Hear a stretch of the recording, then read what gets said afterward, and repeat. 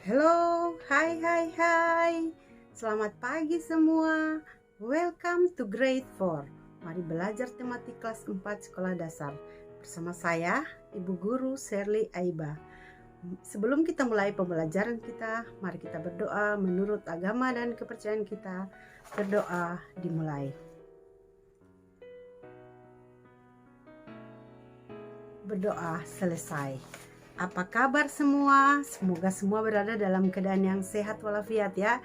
Ayo semangat belajar hari ini.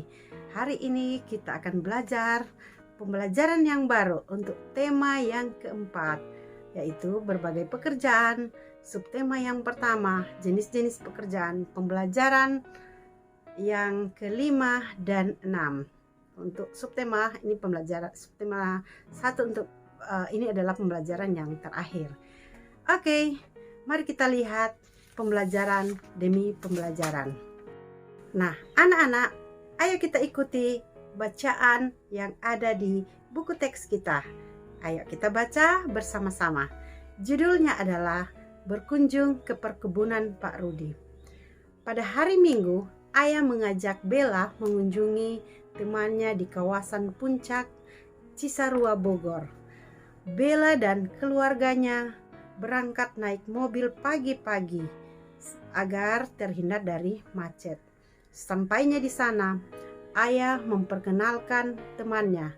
Teman ayah bernama Pak Rudi. Pak Rudi merupakan seorang wiraswasta di bidang agribisnis. Ia sudah menggeluti bidang ini sejak 10 tahun yang lalu. Pak Rudi keturunan etnis Tionghoa, tapi dia beragama Kristen. Setelah beristirahat sebentar, Bella dan keluarganya diajak Pak Rudi mengelilingi perkebunan milik dari Pak Rudi. Perkebunan milik Pak Rudi sangat luas. Lahan perkebunan ditanami berbagai macam sayuran seperti tanaman cabai, brokoli, kembang kol, dan tomat. Hal yang menarik adalah perkebunan sayur dari Pak Rudi yang dimiliki Pak Rudi merupakan perkebunan sayur organik. Apa yang dimaksud dengan organik? Artinya tanaman tidak diberi pupuk kimia sehingga lebih menyehatkan dan baik untuk lingkungan. Menurut Pak Rudi, sayuran organik juga lebih mahal harganya. Sempat berkeliling, Pak Rudi menjelaskan keadaan kebunnya. Karena kebunnya sangat luas, ia tidak dapat mengurus kebunnya sendiri, sehingga membutuhkan pekerja untuk mengurus dan merawat kebun sayur miliknya. Setiap minggu Pak Rudi memberikan upah kepada para pekerjanya. Saat berkeliling, Bella melihat para pekerja Pak Rudi melakukan berbagai pekerjaan atau kegiatan. Ada yang menyiram tanaman, ada yang memberi pupuk organik, ada juga yang menyiangi rumput liar. Ketika hari telah siang, para pekerja beristirahat. Pak Rudi juga mengizinkan para pekerjanya untuk melaksanakan ibadah. Meskipun tidak satu agama, Pak Rudi tetap menghormati pekerjaannya yang pekerjaan dari yang memeluk agama lain untuk beribadah menurut agamanya. Nah, anak-anak, setelah mendengarkan cerita di atas, mari kita coba menjawab pertanyaan yang ada di buku teks atau yang ada di slide ini. Ya, baca dengan teliti pertanyaan, kemudian anak-anak bisa menjawab. Setelah anak-anak membaca, kemudian sudah menjawab pertanyaan tentang bacaan di atas, cobalah baca kembali bacaan ini. Kemudian coba ceritakan dengan menggunakan kalimatmu sendiri tentang cerita yang ada di atas atau yang sudah kita dengarkan tadi. Jangan lupa gunakan bahasa Indonesia yang baik dan benar. Setelah itu, coba anak-anak buat masukkan di dalam tabel yang sudah disiapkan ini Paragraf pertama, apa di gagasan pokok? Paragraf kedua, ketiga, keempat, kelima, dan keenam. Silakan anak-anak isi yang ada di tabel ini ya. Baca baik-baik bacaannya ya.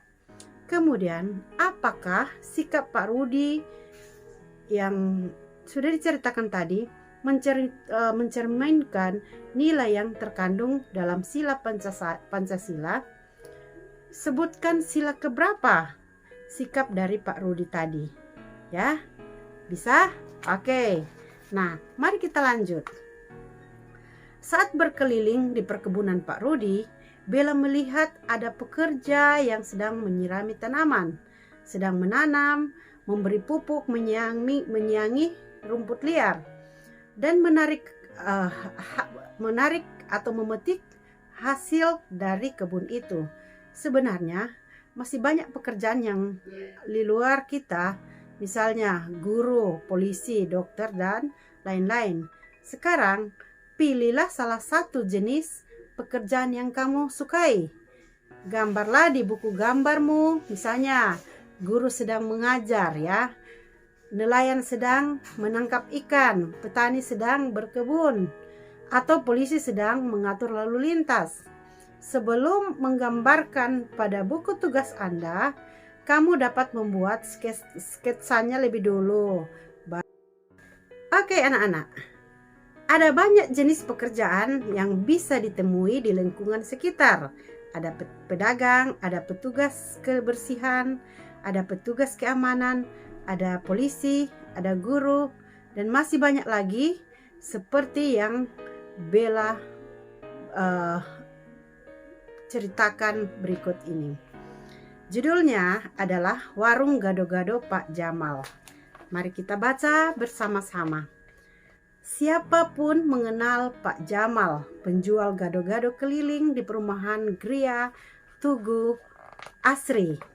Setiap hari pada pukul 8 pagi, Pak Jamal melewati blok tempat tinggal Bella. Gado-gado, begitu serunya. Bernada tanya, setelah ia sedang menawarkan gado-gado dengan ramah kepada siapapun yang mendengarnya.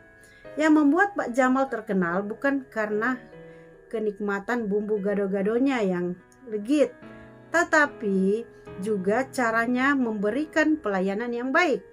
Setiap pelanggan Pak Jamal memiliki selera berbeda. Hebatnya, Pak Jamal hafal semuanya. Misalnya untuk Bella, ia tak mau bumbu kacang ya, yang tidak pedas, kental dan banyak. Ibu Jojo penggemar bumbu pedas. Nenek Karmelita senang jika bumbu gado-gadonya sangat cair. Begitulah Pak Jamal. Tidak pernah salah ataupun tertukar dalam mengenal pelanggannya. Oleh karena itu, ia senang jika bumbu gado-gadonya diminati oleh para warga di situ. Suatu hari Pak Jamal tidak berdagang keliling di perumahan Gria Tugu Asri. Pelanggan Pak Jamal banyak yang menunggu. Mereka saling menanyakan kepada Pak Jamal. Namun tak seorang pun yang tahu tentang Pak Jamal.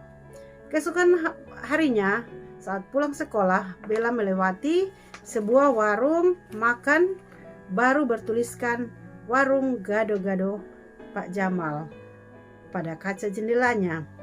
Jangan-jangan ini warung Pak Jamal yang biasanya berdagang keliling di lingkungan rumahku, pikir Bella. Rasa penasaran membuat Bella ingin membuktikannya. Saat masuk ke warung, Bella terkejut. Ternyata benar yang berjualan adalah Pak Jamal. Pak Jamal sekarang berdagang di sini ya, tidak berkeliling lagi, kata Bella. Iya Bella, Pak Jamal sudah pindah ke sini. Sudah lama Bapak ingin punya warung makan. Akhirnya Bapak bisa menyewa tempat ini dari hasil tabungan dari Bapak. Bapak sudah lelah berkeliling dan dengan mempunyai warung ini tidak usah berkeliling. Dan Bapak juga bisa menjual makanan yang lain seperti rujak, minuman, jus, ya. lumayan untuk menambah penghasilan, kata Pak Jamal. Wah, syukurlah Pak. Nanti Bella kabari kepada pelanggan Pak Jamal di dekat rumah. Jika ingin membeli gado-gado, datang di sini, kata Bella. Terima kasih Bella. Doakan Pak Jamal memiliki warung sendiri ya, pinta Pak Jamal. Oke, setelah mendengar cerita, kita sudah membacakan cerita Pak Jamal. Mari kita coba jawab 5 pertanyaan yang ada di slide ini. Nah, oke. Mari kita amati berbagai jenis pekerjaan yang kamu temukan di lingkungan sekolahmu. Ya, catatlah jenis pekerjaan beserta kegiatan yang dilakukan terkait dengan pekerjaan tersebut. Ya, catat di buku tugas.